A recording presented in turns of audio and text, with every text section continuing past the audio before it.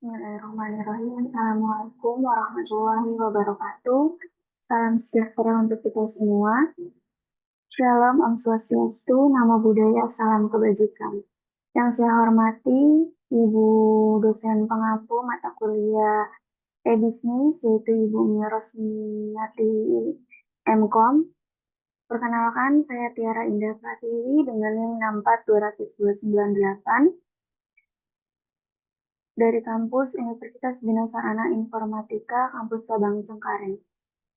Pada video pembelajaran kali ini, saya akan menjelaskan tentang Enterprise Resource Planning atau biasa disebut dengan ERP.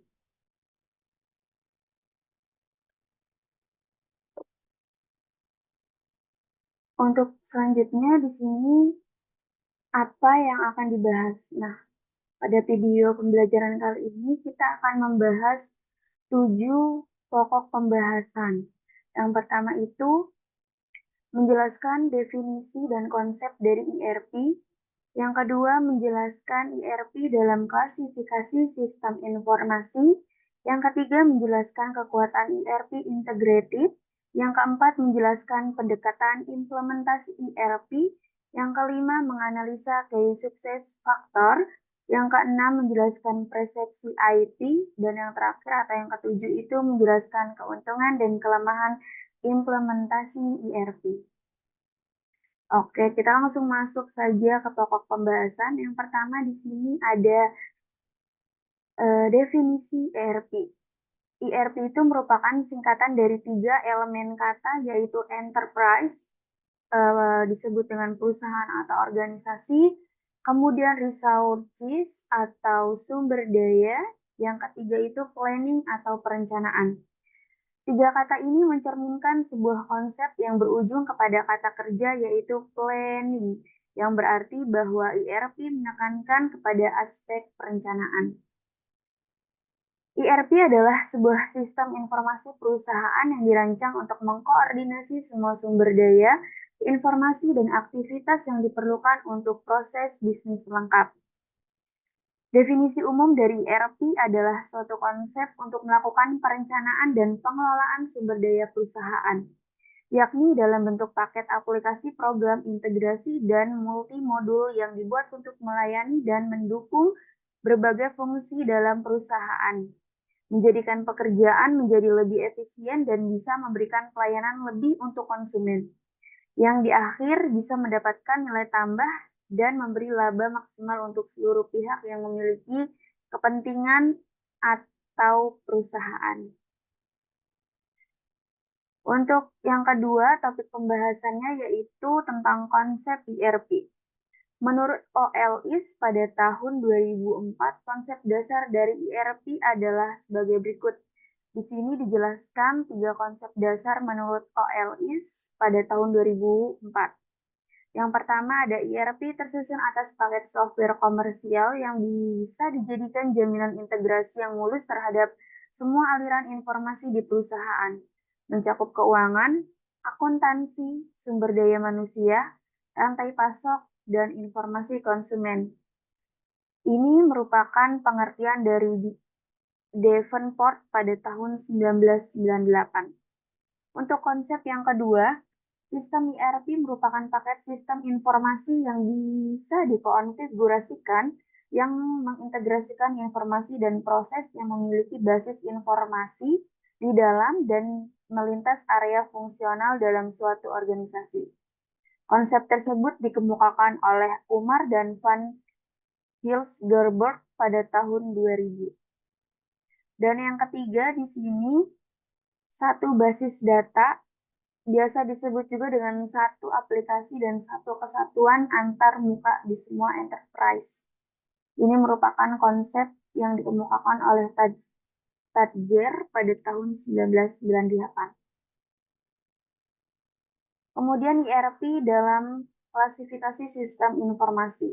Di sini ada gambar piramida di mana di situ paling bawah disebut dengan top level atau operasional di sebuah perusahaan. Terus yang di tengah itu yang berwarna biru disebut dengan middle level atau tactical, Dan yang terakhir, yang warna hijau paling atas itu disebut dengan top level. Kita mulai dari bawah terlebih dahulu. Dari low level atau operasional, ini biasanya diduduki oleh sales dan marketing, terus production atau produksi, terus human resources atau HRD. Terus yang di tengah itu ada middle level atau tactical. Ya, terus yang atas itu top level. Saya akan menjelaskan satu persatu. Untuk yang paling bawah itu adalah low level, biasanya di sini Transaction Processing System atau TPS dan Database Management System. Office Automation System atau AOS. Terus yang di tengah itu ada Decision Making Support. Dan yang di top paling atas itu ada Struggle Support. Kemudian di sini ada kekuatan ERP Integrated. Konsep ERP dapat dijalankan dengan baik jika didukung dengan seperangkat aplikasi dan didukung dengan seperangkat infrastruktur atau komputerin infrastruktur, komputer baik software dan hardware sehingga pengelolaan data dan informasi dapat dilakukan dengan mudah dan terintegrasi.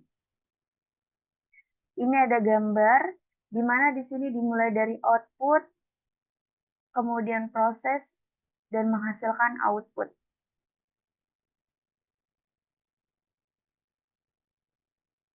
Kemudian pendekatan implementasi ERP. Yang pertama itu ada The Big Bang. The Big Bang itu merupakan strategi penerapan seluruh modul dalam paket ERP secara simultan atau secara bersama-sama di seluruh perusahaan.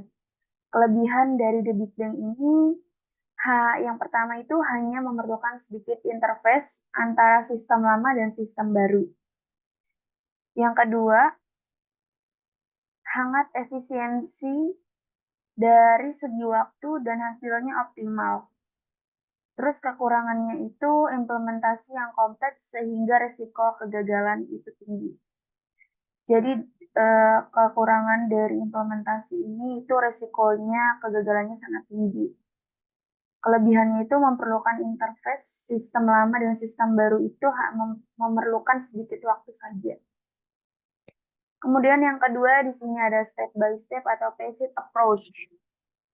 Step by step melakukan implementasi sedikit demi sedikit, bisa disebut dengan seperti itu ya. Tahap selanjutnya berkonsentrasi mengimplementasikan modul yang terkait. Keseluruhan proses bisnis harus terlebih dahulu disiapkan. Jadi untuk step by step ini itu biasanya kita menerapkan dalam kehidupan sehari-hari itu adalah melakukannya satu persatu terlebih dahulu untuk mempersiapkan sebuah bisnis baru.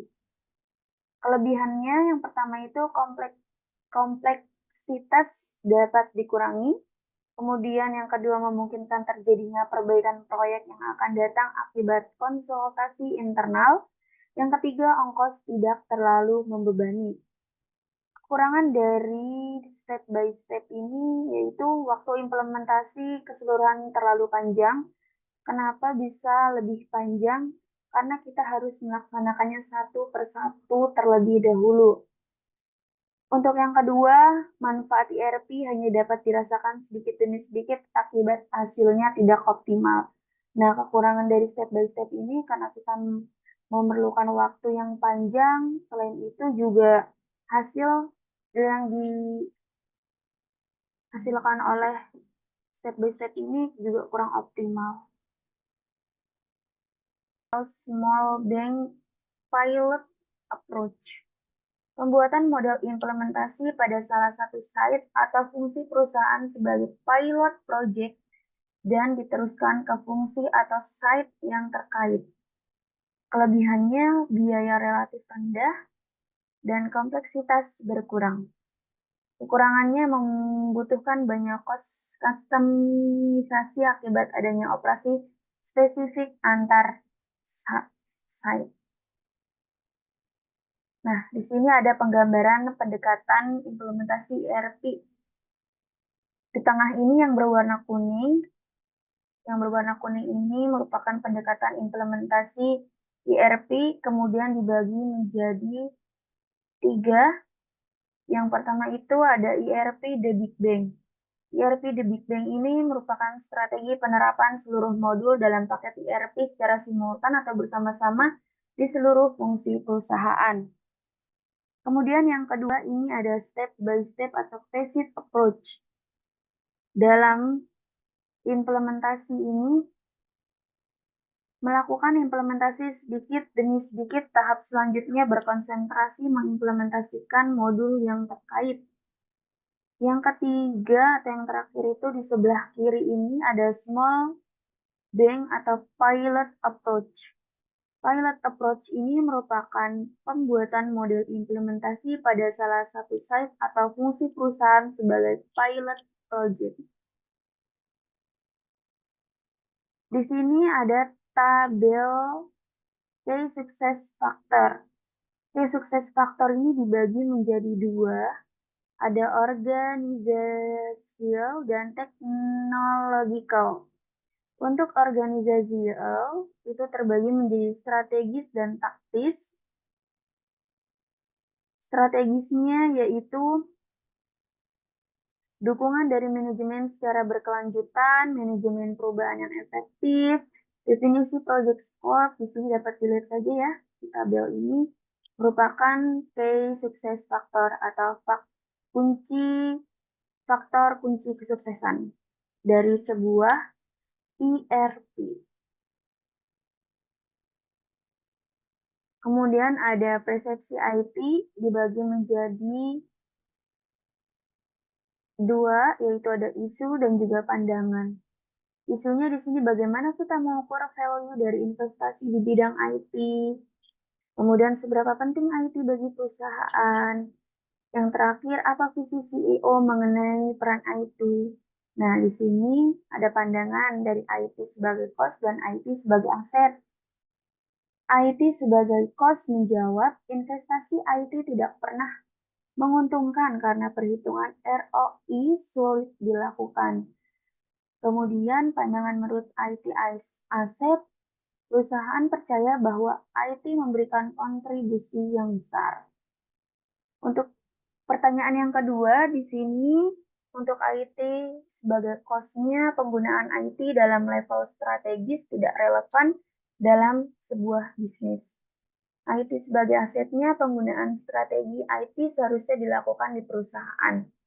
Untuk pertanyaan yang ketiga, IT sebagai cost, menjawab CEO melihat peran IT yang terbatas. Kemudian IT sebagai asetnya menjawab pertanyaan dari isu itu, CEO melihat IT mempunyai peran penting dalam transformasi sebuah bisnis. Kemudian kita masuk ke keuntungan dan juga kelemahan implementasi ERP. Nah, di sini keuntungan implementasi ERP itu ada beberapa poin.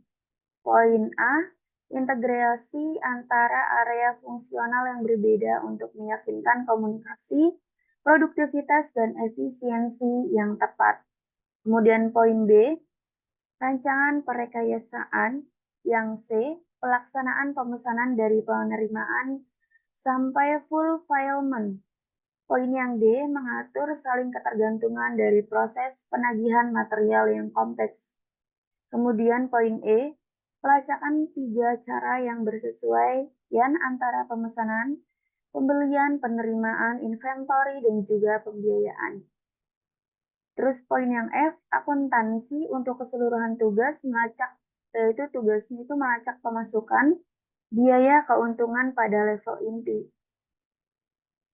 Nah, setelah tadi kita membahas keuntungannya, kemudian kita masuk ke poin kelemahan implementasi ERP. Nah, di sini ada beberapa poin. Poin yang A itu terbatasnya kustomisasi dari perangkat lunak ERP. Poin yang B, sistem ERP sangat mahal. Poin yang C, perekayasaan kembali proses bisnis untuk menyesuaikan dengan standar industri yang telah dideskripsikan oleh sistem ERP dapat menyebabkan hilangnya keuntungan kompetitif. Poin yang D, IRP sering terlihat terlalu sulit untuk beradaptasi dengan alur kerja dan proses bisnis tertentu dalam beberapa organisasi.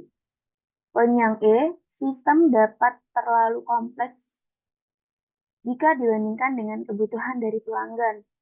Poin yang F, data dalam sistem ERP berada dalam satu tempat, contohnya pelanggan dan data keuangan maksudnya.